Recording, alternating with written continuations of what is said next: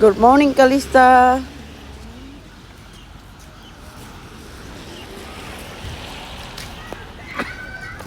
You want to go to school today, huh? Bad weather today, yeah? That looks like Auntie Abraham's car.